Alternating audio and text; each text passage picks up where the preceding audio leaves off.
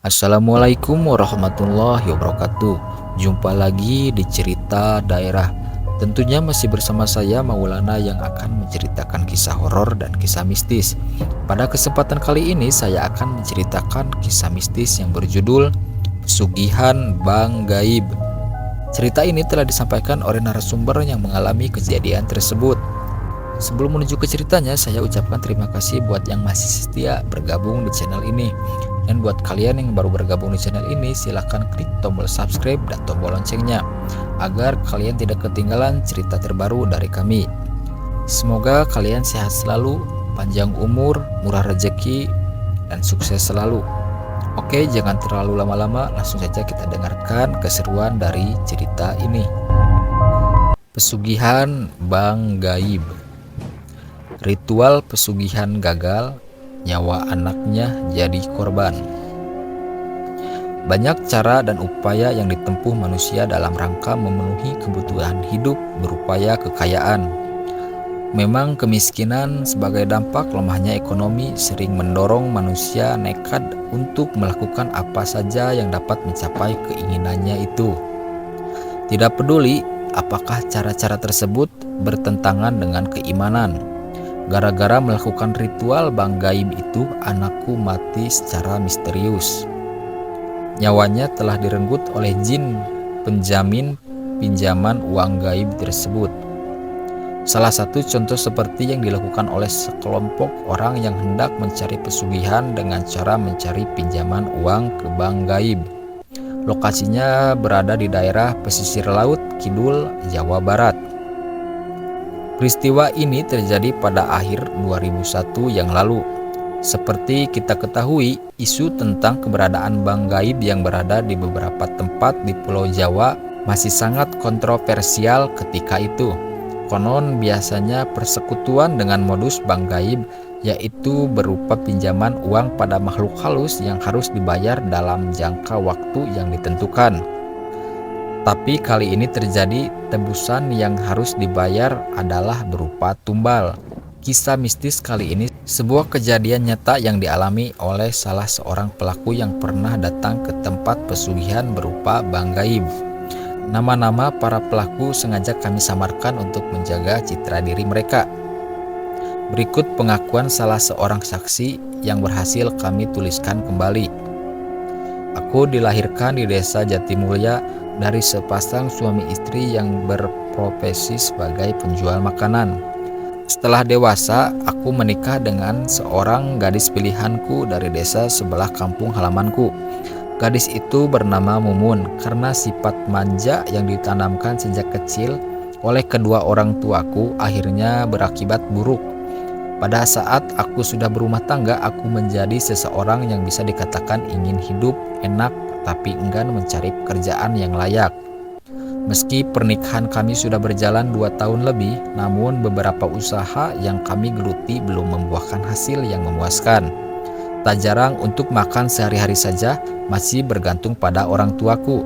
Sehingga suatu ketika istriku hamil dan melahirkan seorang putri yang cantik. Sebut saja namanya Meli. Mulanya aku merintis pekerjaan sebagai pengrajin batu bata. Beberapa tahun kemudian, usaha itu pun berhenti karena kurang modal. Beberapa kali aku mencoba mencari usaha-usaha yang lain, namun lagi-lagi aku belum juga menemukan pekerjaan yang cocok dengan kepribadianku. Di saat aku sedang kalut dengan keadaan, aku kedatangan seorang teman dari desa lain. Sang teman menawarkan suatu jalan alternatif mencari kekayaan yang terdengar sangat mustahil itu. Temanku yang sebut saja namanya Solihin itu memang tergolong orang berada di desanya. Kedatangannya ke tempatku karena Solihin disuruh oleh seorang perantara dari desa Trisi agar mencari 7 peserta lain untuk mengajak ke suatu tempat keramat yang ada di pesisir Laut Kidul, Jawa Barat. Maksudnya tak lain dan tak bukan adalah untuk melakukan peminjaman uang ke Bang Gaib. Menurut Solihin, segala kebutuhan mulai dari ongkos dan kendaraan dijamin oleh Abbas, sang perantara tersebut. Aku dan teman-teman cukup membawa KTP dan botol kosong bekas air mineral. Di sana konon ada sebuah tempat yang dirahasiakan berupa gua untuk meminta pesugihan berupa bang gaib. Terus terang aku tidak percaya pada cara-cara nyeleneh yang diutarakan temanku itu. Tapi mengingat kondisi keluarga yang memprihatinkan, akhirnya aku turuti saja ajakan mereka, sekedar mencari peruntungan, pikirku ketika itu. Sesuai dengan waktu yang direncanakan, rombongan disuruh berkumpul di suatu tempat yang ditentukan oleh penunggu jemputan dari Abbas selaku perantara. Pagi itu sekitar pukul 06.00 datanglah sebuah mobil kijang. Kendaraan inilah yang kemudian membawa rombongan kami menyusuri arah selatan menuju pantai Pangandaran di daerah Ciamis, Jawa Barat. Setelah di sana kami diajak memasuki goa yang pengap. Kami semua menemui seorang juru kunci yang berpakaian serba putih ala wali. Setelah melakukan uluk salam, Abbas mengutarakan maksud kedatangan kami. Juru kunci tersebut tidak langsung menyanggupi, melainkan memberikan sebuah nasihat bahwa apa yang kami lakukan adalah perbuatan yang dilarang agama. Namun setelah Abbas mendesak, akhirnya juru kunci itu pun memenuhi permintaan kami dengan syarat-syarat dan resiko yang bakal terjadi. Persyaratannya antara lain, peserta harus menyerahkan KTP dan memasukkan ombak air laut ke dalam botol yang kami bawa. Para peserta tidak boleh menciduk air laut secara langsung, melainkan menadahkan botol itu pada ombak yang datang sendiri secara bergelombang. Setelah semuanya diuraikan, kira-kira setengah jam kemudian kami keluar untuk mendapatkan air tersebut. Setelah dapat, semua orang masuk kembali ke ruangan sang juru kunci. Lelaki berjubah putih itu memberikan lagi beberapa persyaratan yang harus disediakan oleh tiap-tiap peserta setelah sampai di rumahnya nanti. Di antaranya, kami harus menyediakan kamar khusus untuk meletakkan sarana ritual nanti. Air laut yang ada di dalam botol harus dicampur dengan bunga 7 rupa. Peserta juga harus menyediakan 7 jenis minuman yang berbeda di dalam gelas, seperti kopi pahit, kopi manis, teh pahit, teh manis, kopi jahe, air kelapa, dan beberapa sarana ritual lainnya. Semuanya ditutup dengan kain putih. Pelaku juga tidak boleh tertidur pada tengah malam. Di dalam kamar kami harus menunggu makhluk yang akan datang memenuhi hajat bagi tiap peserta. Menurut juru kunci, apapun yang terjadi pada mereka tidak boleh beranjak dari kamar. Apabila ritual itu gagal, para pelaku siap menanggung resiko yang akan terjadi kelak. Setelah semua persyaratannya beres, kami pun pulang kembali ke rumah dan desa masing-masing. Sampai di rumah, aku mempersiapkan segalanya, termasuk kamar khusus untuk acara ritual. Ketika malam semakin larut, aku mulai melakukan ritual itu. Bau kemenyan yang mengepul menyengat di kedua rongga hidungku. Aku masih duduk bersila menahan rasa kantuk yang sedari tadi menggelayuti kelopak mataku. Sesaat kemudian tiba-tiba ruangan kamarku serasa berguncang. Aku merasakan seolah rumahku digoyangkan oleh sesuatu kekuatan yang amat dahsyat. Aku sangat terkejut dan beranjak dari tempat duduk untuk bangkit ke belakang. Setelah itu entah dari mana datangnya, di depanku tampak asap putih mengepul.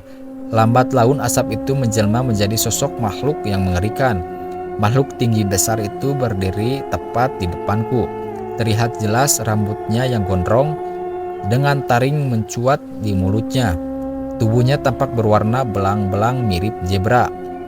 Makhluk itu menggeram serasa menyeringai dan mendekatiku. Mungkin makhluk itu hendak mencekikku. Saat itu juga aku berusaha menghindar lari karena didera rasa takut yang memuncah. Ingin sekali aku berteriak, tapi entah kenapa suaraku tersekat di tenggorokan. Aku terus berusaha menggapai daun pintu untuk keluar. Setelah sampai keluar, aku lari mendekati ruang tamu. Untung saja makhluk itu tidak terus mengejarku, namun masih kurasakan seakan rumahku berguncang hendak roboh. Tapi anehnya istri dan anakku tidak terusik sama sekali dengan peristiwa yang aku alami. Memang kejadian itu hanya berlangsung sementara, karena sesaat kemudian keadaan kembali normal. Karena takut, aku pun tertidur di sofa ruang tamu. Akhirnya aku nyatakan ritual itu gagal total. Keesokan harinya aku mendatangi beberapa rumah temanku. Mereka pun mengaku sama mengalami peristiwa semalam. Akhirnya semuanya gagal. Begitu juga Abbas sang perantara seminggu setelah kejadian itu. Tersiar kabar dari teman-teman bahwa mereka kerap kali diganggu makhluk tinggi besar itu. Makhluk itu datang dan menuntut ganti rugi atas kekecewaannya. Tidak sedikit di antara teman-temanku mengalami kesurupan yang nyaris merenggut nyawanya. Bahkan di antara mereka banyak yang anak-anaknya mengalami penyakit yang sangat aneh. Untung saja ada orang-orang pintar di desa masing-masing yang segera menangani. 2 hari setelah kabar itu, menjelang maghrib, istriku yang baru pulang bersama anakku dari tempat mertuaku mengalami peristiwa yang selama ini aku takutkan. Setelah tiba di rumah, anakku yang berusia 2 tahun itu mendadak kejang-kejang. Semua tetangga hadir termasuk ibuku untuk melihat keadaan anakku. Sebelumnya anakku tidak mengalami sakit apa-apa. Setelah semuanya berkumpul, anakku pun menghembuskan napas yang terakhir. Semua orang yang hadir termasuk istri dan ibuku menangis meratapi kepergian anakku yang masih balita itu. Aku sangat terpukul dan menyesal dengan kejadian ini. Saat kematiannya ada sesuatu yang aneh aku lihat di leher anakku. Begitu juga pada tetangga yang hadir. Kami semua melihat seperti ada bekas cekikan di leher Meli, anakku. Akhirnya keadaan pun menjadi gempar. Ada yang beranggapan anakku terkena tulah makhluk halus. Namun ada juga yang mengatakan anakku menjadi tumbal orang yang melakukan pesugihan. Hanya aku yang tahu pasti tentang semuanya dan hanya aku menyesali perbuatan yang pernah kulakukan itu. Benarkah anakku menjadi tumbal akibat persekutuan yang gagal? Wallahu alam. Kini aku hidup dalam kesendirian karena setelah peristiwa itu istriku memutuskan untuk pergi menjadi TKW ke Arab Saudi. Semoga peristiwa yang kualami ini tidak menimpa kepada para pembaca dan pendengar yang lain. Sampai kapanpun kejadian ini terus membekas di dalam ingatanku. Itu dia kisah cerita pesugihan Bang Gaib. Semoga kita semua bisa memetik hikmah dari sebuah cerita ini. Dan semoga kita bisa dijauhkan dari hal-hal yang tidak diinginkan. Terutama memperkuat keimanan dan ketakwaan kita terhadap Allah Subhanahu wa Ta'ala. Terima kasih yang sudah mau mendengarkan cerita ini. Saya minta maaf jika ada salah kata dari saya. Saya pamit undur diri. Sampai ketemu di cerita selanjutnya. Wassalamualaikum warahmatullahi wabarakatuh.